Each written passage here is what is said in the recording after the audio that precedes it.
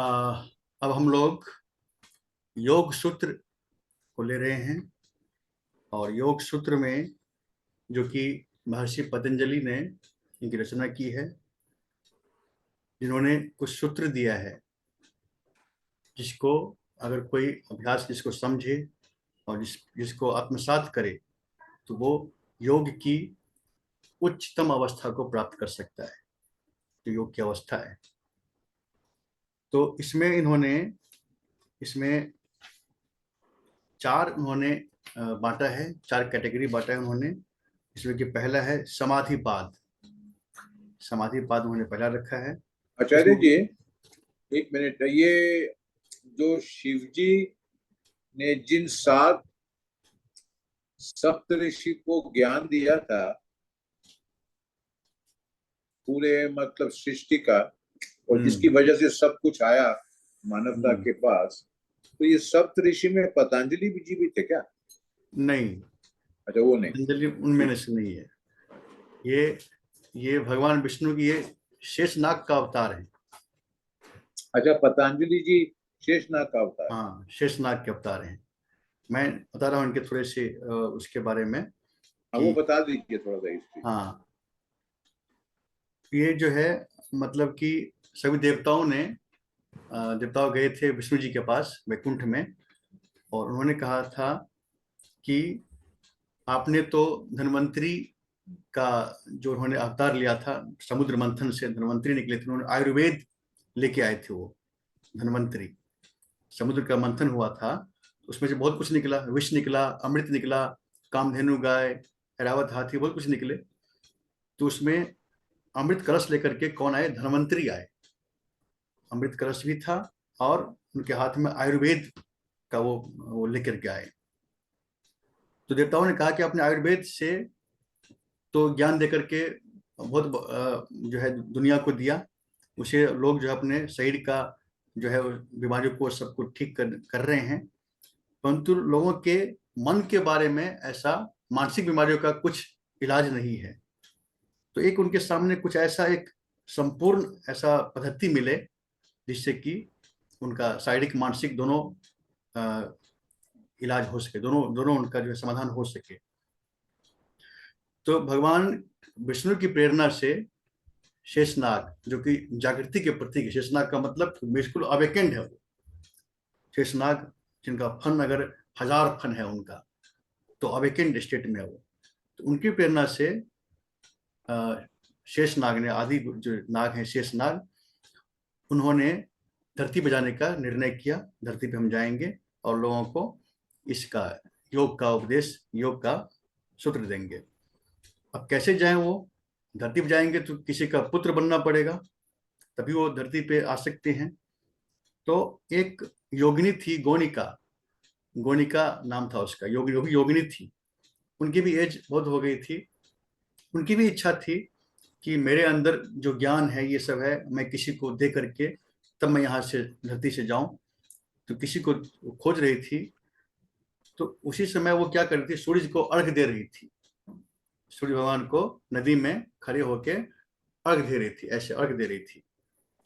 तो उसी समय उनके हाथों में अंजलि में जल था, सूर्य को अर्घ दे रहे थे। उसी समय जो शेषनाग थे वो छोटे से सर्प के रूप में उनके हाथ में गिर गए, उनके हाथ में गिर गए। वो देख रहे हैं वो आंख उनके सर्प के हाथ में, तभी उन्होंने मनुष्य का रूप धारण कर लिया और उनका चरण का स्पर्श किया। उन्होंने कहा आप मेरी माता हुई और मुझे धरती पे अभी रहना है, कुछ काम के लिए मैं आया हूँ।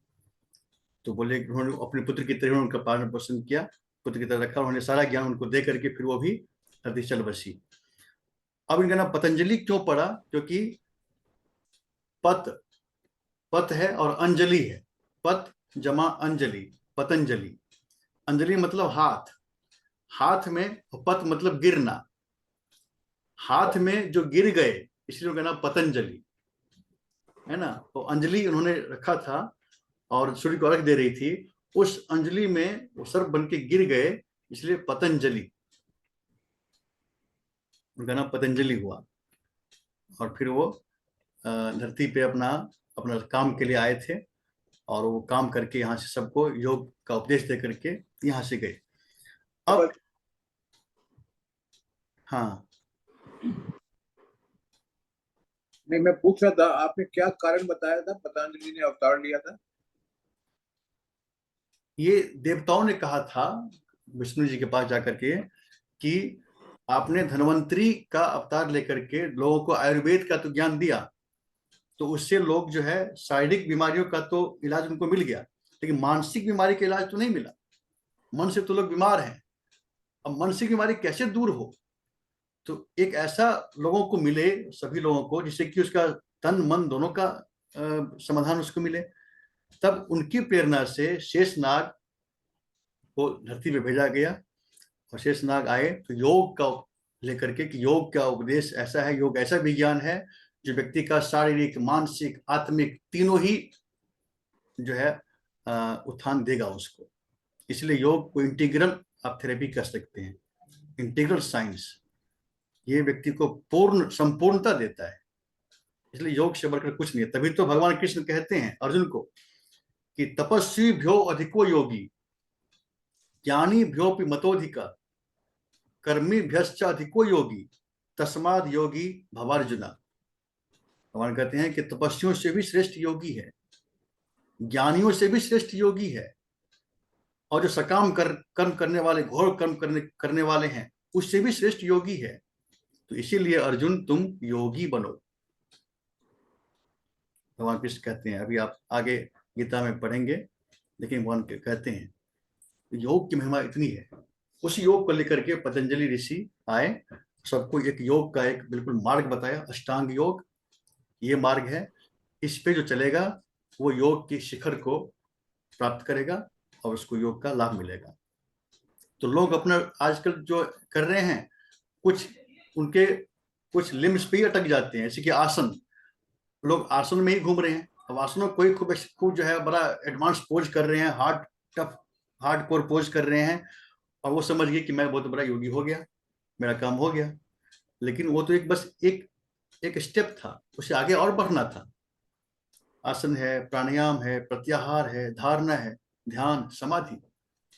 तो वो वहां तो जाते नहीं है, बस आसन को कर लिए, कंफर्म पूरा बना लिए, और फिर वो काम पूरा हो गया। उन्होंने अपनी जर्नी को उसी में समझ लिया।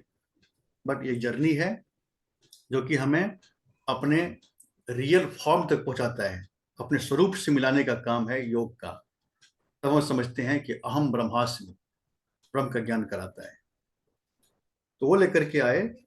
तो ये अभी अब हम लोग जो है उनके सबसे पहला समाधि पाद है, इसमें 4 पाद उन्होंने बनाया है, इसमें कि समाधि पाद, साधन पाद, विभूति पाद, कैवल्य पाद, और चारों मिला करके इसमें 195 सूत्र हैं, फॉर्मूला है। एक एक लाइन के फार्मूला उन्होंने लिखा है। उस फार्मूला का अर्थ अगर कोई समझना है और उसको हमें इंप्लीमेंट करना है, उसको हमें ग्रास्प करना है, डाइजेस्ट करना है। तो आज हम 5 ये जो आप 4 पद कह रहे हैं ना, हाँ 4 पाद उन्होंने कैटेगरी बनाया है, 4 कैटेगरी है तो उसमें। पहली कैटेगरी क्या है? पहली है समाधि पाद, समाधि मतलब कि ट्रांस, समाधि, समाधि ट्रांस, का। ठीक है। दूसरी? दूसरी है दूसरी? साधन पाद, रिसोर्स, रिसोर्स ठीक है। चैप्टर। तीसरी? तीसरा है विभूति पाद, विभूति मतलब कि सिद्धियां, सिद्धियां कैसे, सिद्धियां भी जो मिलती है हमारे, पावर, पावर बोल सकते हैं उसको, विभूति पाद। और और चौथा है चौथा? कैवल्य पाद, लिबरेशन, मोक्ष, कैवल्य पाद। मोक्ष। तो जो चैप्टर 1 है समाधि पाद, उसमें उन्होंने थ्योरेटिकल बातें की है, योग का डिफिनेशन, योग का कैसे प्रारंभ किया जाए, कैसे, उसकी सारी थ्योरेटिकल बातें। साधन पाद में उन्होंने प्रैक्टिकल बात की है, सारा प्रैक्टिकल सारी बातें हैं। और विभूति इसमें पाद में, साधन पाद में प्रैक्टिकल अभ्यास। प्रैक्टिकल, हाँ, प्रैक्टिकल किसने किया? प्रैक्टिकल है साधन पाद में। अच्छा, साधन पाद साधन। में, हाँ, उसमें जैसे कि अष्टांग योग उन्होंने बताया, आसन ये सब कैसे किया जाए, वो सारा उन्होंने प्रैक्टिकली लोग कैसे फॉलो करें, वो साधन पाद में है। और उसके बाद विभूति पाद मतलब कि एक योगी सारी शक्तियों का मालिक हो सकता है, अगर वो अपने अंदर के एनर्जी को जगा ले, सबका मालिक हो सकता है वो। तो विभूति पाद जिसमें कि सिद्धियां, रिद्धि सिद्धियां आ सकते हैं उसके पास। और उसके बाद कैवल्यपाद, मोक्ष का मार्ग बताया उन्होंने, है ना। तो इस तरह से चारों चैप्टर के हमने देखे हैं कि चैप्टर 1 जो है समाधिपाद, उसमें 51 सूत्र है। इसी तरह चैप्टर 2 साधन पाद में 55 सूत्र है, और चैप्टर 3 विभूति में 55, चैप्टर 4 केवल में 34, चारों मिलाकर 195 सूत्र है इसमें। तो आज हम ले रहे हैं 5 सूत्र को, क्योंकि एक एक लाइन का सूत्र है, तो 5 हम ले रहे हैं। इसमें कि पहला जो सूत्र उन्होंने शुरुआत की है कि बहुत ही, और ये कौन से पाद का ले रहे हैं? समाधि पाद का। समाधिपाद, चैप्टर 1 तो समाधि, तो अभी अपने समाधि पाद करेंगे पूरा। समाधिपाद से शुरू हो रहा है इनका तो ये योग। 50 सूत्र है इसमें। हाँ, इसके अंदर 51 सूत्र है। तो पहले अपने 51 का सूत्र कर रहे हैं। 51 वाला कर रहे हैं, चैप्टर 1। इसमें उन्होंने जो शुरुआत की है, एक लाइन से शुरू की है, और वो लाइन बहुत ही ध्यान देने वाली बात है उसके अंदर, बहुत ही रिमार्केबल है। लोग यहीं से हमारी सारी जर्नी शुरू होती है। उन्होंने एक लाइन लिखा है, पहला सूत्र है अथ योगानुशासनम। उन्होंने लिखा है सबसे पहला अथ योगानुशासनम, इसका अर्थ है कि अब योग की अनुशासन की बात करते हैं। अब योग को प्रारंभ करते हैं और अनुशासन में योग को प्रारंभ करते हैं। अब इसके पीछे एक उनका एक प्रसंग है, जो उन्होंने पहला सूत्र ये रखा। इसके पीछे एक छोटी सी स्टोरी है। जब उनका काम पूरा हो गया था महर्षि पतंजलि का, और उनको ये था कि अब जिसके लिए मैं आया हूं वो करके मैं यहां से जाऊं, जाना भी है उनको। तो उन्होंने सोचा कि जो मेरे अंदर जिसके लिए मैं आया हूं वो सबको मैं बता करके यहाँ से जाऊं। तो उन्होंने अपने कुछ शिष्यों को कहा कि मैं सबको अपना ज्ञान का उपदेश देना चाहता हूं, लेकिन मुझे 1000 शिष्य मिल जाए तभी मैं ये ज्ञान का उपदेश दूंगा। तो लोगों, जो शिष्यों ने प्रचार प्रसार किया और 1000 शिष्य जुट गए, इकट्ठे हो गए। तो जब 1000 शिष्य जुट गए, फिर उन्होंने कहा कि एक और नियम बताया उन्होंने। एक और नियम ये है, जब सब जुट गए तो उन्होंने शुरुआत किया, तो वो एक सभी शिष्य बैठे थे हॉल में, हजारों, और वो एक स्टेज पे बैठे थे, और वो एक पीछे सामने एक पर्दा था, एक पर्दा था, पर्दे के पीछे वो बैठे थे ऋषि पतंजलि।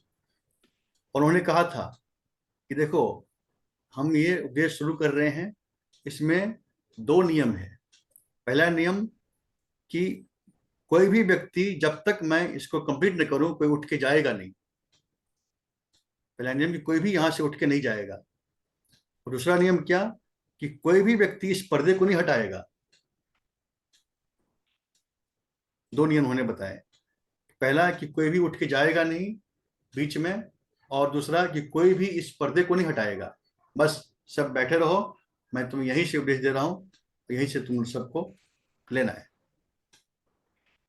ठीक है, शुरुआत हुई, स्टार्ट हुआ, और वो उपदेश दे रहे हैं, और बिना बोले एक भी शब्द, इसमें वर्णन है कि एक भी शब्द वो नहीं बोल रहे हैं, लेकिन वो अपनी एनर्जी से ही पूरा जो है सबको पूरा रिचार्ज कर रहे हैं। जैसे कि अगर आप मोबाइल में चार्जर लगाते हैं तो मोबाइल के अंदर एनर्जी आती रहती है, पावर आ रहा है और वो चार्ज हो रहा है।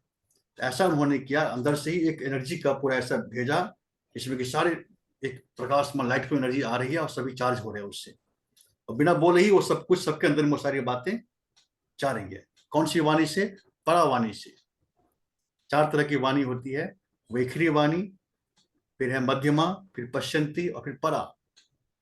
परावाणी में आपका बिल्कुल भीतर से भीतर बात होती है, सिग्नल मतलब इंस्टिंक्ट होती है, इंस्टिंक्ट से बात होती है। वैखरी वाणी क्या हो गया? वैखरी में जो जो बिखर रही है, जैसे कि अभी हम जो बोल रहे हैं, अभी जो बोल रहे हैं आप सुन रहे हैं, ये वैखरी वाणी है, ये बिल्कुल ही आउटर फॉर्म पे है, आउटर लेवल पे है। इसके बाद है मध्यमा।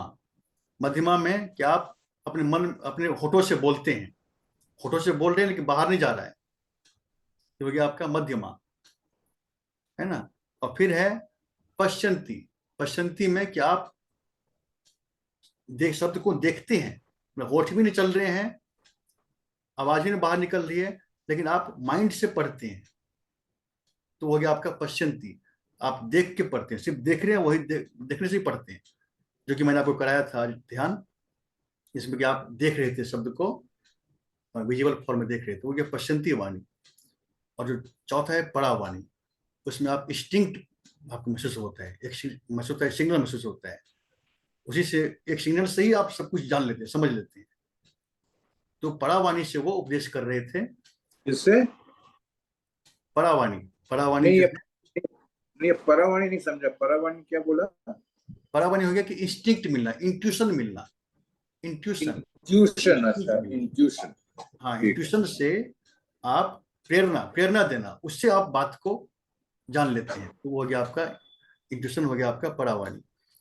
तो महर्षि पतंजलि उसी परावाणी से सबको उपदेश कर रहे थे। अब इस बीच में क्या हुआ कि एक, जो उसमें से एक बैठा था, उसको एक मतलब पेशाब की लगी, आवेग आया, उसको पेशाब लगी, पेशाब लगी तो भी कोई रुक रुक नहीं सकते, तो उसे ये समझा कि गुरुजी, गुरुदेव तो देख तो रहे नहीं है, सामने तो पर्दा लगा हुआ है और सभी अपना सुन रहे हैं, सब उसमें है, मैं बीच में जाकर के होके आ जाता हूँ, मैं डिस्टर्ब क्यों करूं, मैं क्यों पूछूं, मैं जाकर के आ जाता हूँ। तो वो क्या किया, उसने उठ के चला गया, पेशाब के लिए उठ के चला गया। जब वो गया उठ के, तो दूसरा दूसरा जो था लड़का, दूसरा जो था, उसमें उसने सोचा कि एक चला ही गया है, तो जरा मैं देखूं कि पर्दे के पीछे है क्या। बीच में थोड़ा अगर ये इंटरवेंशन हुआ है, हो गया है, तो उसको एक इच्छा हुई कि पर्दे को उठा के देखूं कि पर्दे को पीछे है क्या, गुरुदेव ने क्यों मना किया पर्दे को हटाने के लिए। तो वो जो दूसरा वाला था वो गया, पर्दे को उसने थोड़ा खिसकाया। 1 मिनट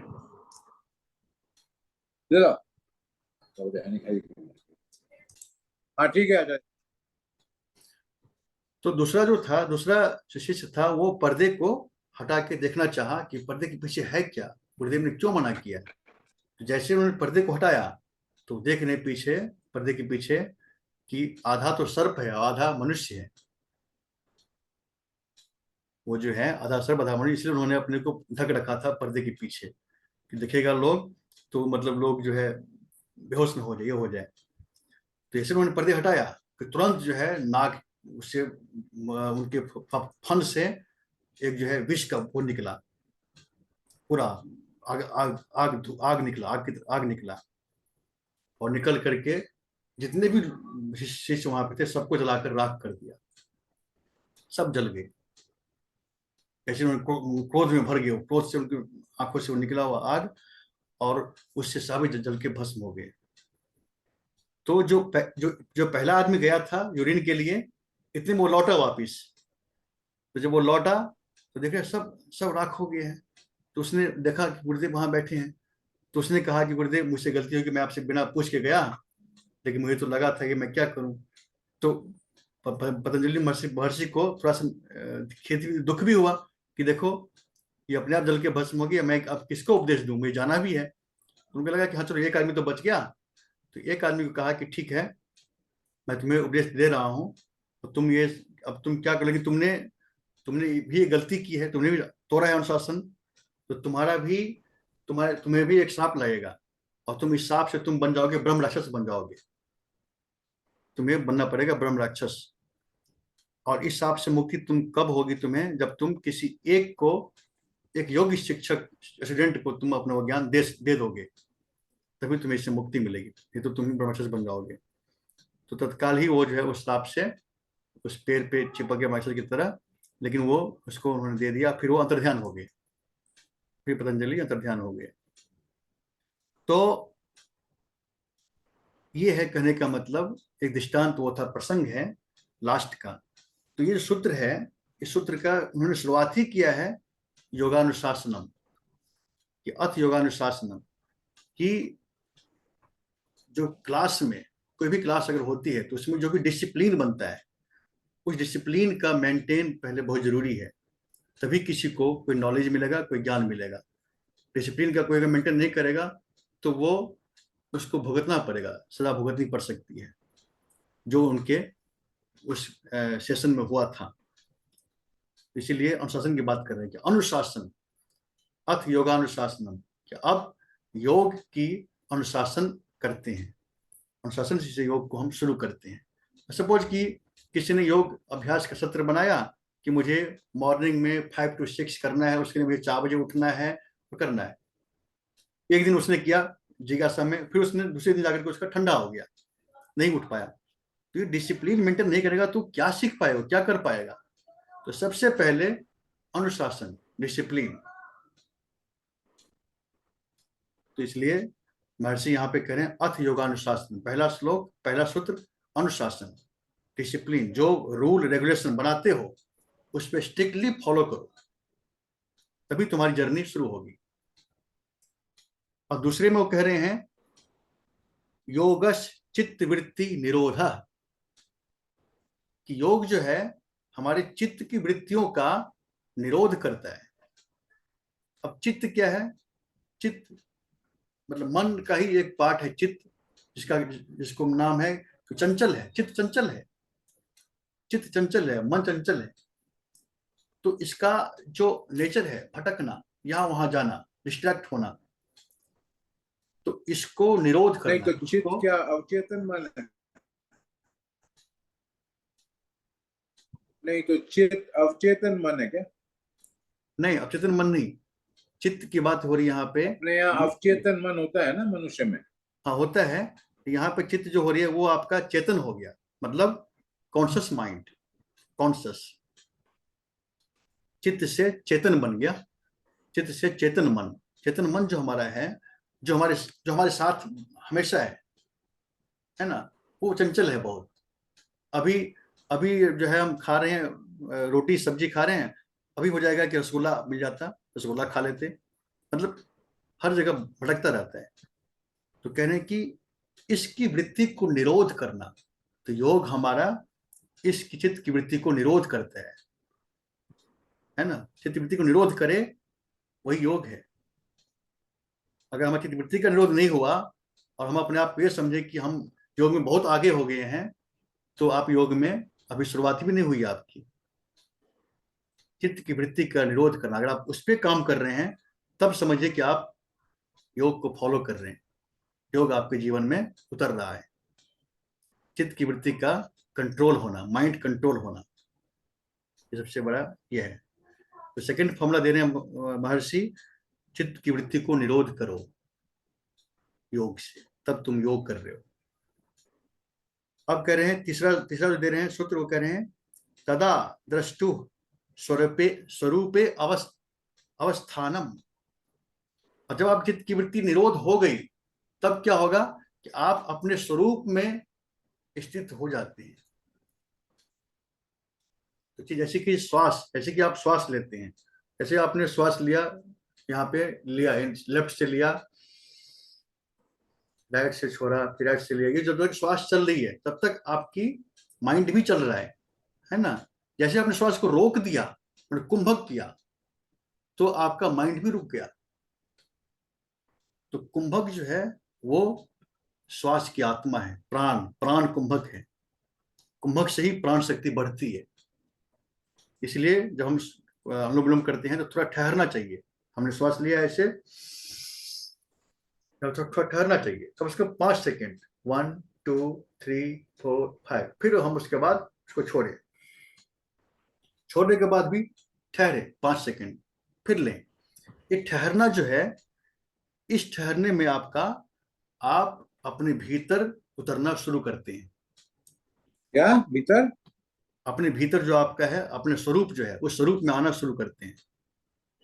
जो आपका स्वरूप है वो तभी आ पाएंगे जब आप ठहर जाएंगे। जब तक आप चल रहे तब तक तो चल रहे हैं, जब ठहरेंगे तभी आप अपने भीतर के स्वरूप को प्राप्त करेंगे। तो ठहरना, कुंभक आपको ले जाएगा वहां तक, अपने स्वरूप तक ले जाएगा। इसीलिए प्राणायाम करते समय कुंभक बहुत आवश्यक है। 5 सेकेंड, कम से कम 5 सेकेंड करना। अब ये कह रहे हैं, जो चौथा कह रहे हैं वो कह रहे हैं वृत्ति सारूप्यम इतर अत्र। कहते हैं कि पहले समय में तो आपकी जो वृत्ति है जब निरोध हो गई तब तो आप आ गए, अपने स्वरूप में आ गए। लेकिन अगर निरोध नहीं किया है, डिस्ट्रैक्टेड माइंड है, तब आपका स्वरूप क्या है, तब आपका फॉर्म क्या है? तो जैसी वृत्ति है वैसे ही आपका अपने आप को आप देखते हैं, है ना। कोई अगर नशा कर रहा है तो वो अपने आप को नशेड़ी समझता है ना। कोई मतलब डॉक्टरी का काम करे, अपने आप को डॉक्टर समझता है। कोई इंजीनियर का, कोई इंजीनियर है, कोई मास्टर है, कोई टीचर है। क्यों? अपनी वृत्ति के अनुसार ही अपने आप को वो समझता है कि मैं वही हूं। क्यों? क्योंकि उसको अभी तक की वृत्ति निरोध नहीं हुई है, इसलिए उसको अपने स्वरूप का पता ही नहीं है। तो निरोध नहीं होने पर वो अपने आप को अपने उसके समान, अपनी वृत्ति के समान समझते, जो उसका पेशा है, जो उसका आचरण है, समझते हैं कि मैं वही हूं। तो कह रहे हैं कि वृत्ति सारूप्यम इतरत्र, जैसी वृत्ति है वैसे ही अपने रूप को समझता है। कब? जब उसका माइंड कंट्रोल नहीं हुआ है तब। और पांचवें में सूत्र में कह रहे हैं कि वृत्तया पंचतया क्लिष्टा अक्लिष्टा। वो वृत्ति के बारे में बता रहे हैं कि वृत्ति जो है ये वो कितने प्रकार की है। तो वो कह रहे हैं कि 5 प्रकार की है। क्लिष्ट आचार्य जी, ये यानी वृत्ति को अंग्रेजी में क्या कहते हैं? वृत्ति जो आपका है, वृत्ति आपका ये हो गया कि जो मेंटेलिटी, जो आपका ना मेंटेलिटी जैसी है, कि किसकी मेंटेलिटी कैसी है, तो वृत्ति वही हो गया, है ना। इंटेंशन मेंटेलिटी जो आपका है वो वृत्ति हो गया। तो ये जो वृत्ति है, उस वृत्ति को हम महर्षि ने 5 तरह से कहा है, और भी मेनली 2 कहा है, क्लिष्ट और अक्लिष्ट। क्लिष्ट हो गया जो कि मतलब इग्नोरेंट, इग्नोरेंट माइंड, या कि आप उसको कह सकते हैं कि जो बहुत ही, जो कि नीचे की ओर ले जाए, ऐसा माइंड जो कि आपको नीचे की ओर ले जाता है। तो इग्नोरेंट माइंड आपका हो गया क्लिष्ट। और अक्लिष्ट हो गया अवेकेंड माइंड। जो अवेकेंड माइंड का जो गुण है, जो वृत्ति है, वो आपको अक्लिष्ट हो गया। तो पहले तो बोले कि क्लिष्ट और अक्लिष्ट, और उन दोनों के 5 भेद कह रहे हैं, 5 तरह का है वो। 5 तरह का जो है वो कह रहे हैं कि वो वृत्ति है ना। इन ये पांचों को एक्सप्लेन करेंगे नेक्स्ट, आगे के श्लोक में, आगे के वर्ष में। ठीक है। अभी हम लोग हाँ। इन पांचों को समझकर इसको डाइजेस्ट करना है हमें। और ये एक एक लाइन का श्लोक है, एक लाइन का सूत्र है। देखिए, एक लाइन में ये बहुत ही बड़ी गागर में सागर की बात हो रही है। इसमें एक गागर में सागर भरा गया है, हर एक गागर में सागर है।